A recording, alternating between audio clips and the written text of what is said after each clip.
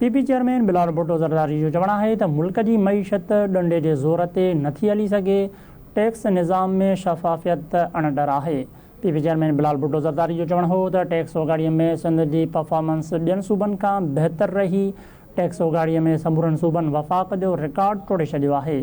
सिंध, पंजाब ऐं बलूचिस्तान बि FBR record तोड़े छॾियो आहे। सेल्स टैक्स ऑन गुड्स जी ज़िम्मेवारी सूबनि हवाले कई वञे। वापारी बिरादरी जो मुल्की मईशत में अहम किरदारु आहे। पीपी चेयरमैन बिलावल भुट्टो ज़रदारी जो चवणु हो त वापारियुनि जे मसइलनि जे हल लाइ किरदारु अदा कंदा रहंदासीं। वापारियुनि ऐं सनअतकारनि जूं तजवीज़ूं सुठियूं आहिनि। बिलावल भुट्टो ज़रदारी जो चवणु हो।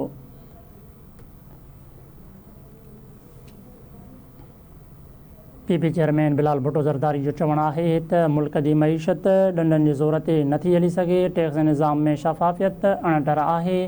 टैक्स उगाड़ीअ में सिंध जी परफॉर्मेंस ॿियनि सूबनि खां बहितर रही। पीपी चेयरमैन बिलावल भुट्टो ज़रदारी जो चवणु हो त टैक्स उगाड़ीअ में समूरनि सूबनि वफ़ाक़ जो रिकॉर्ड तोड़े छॾियो आहे।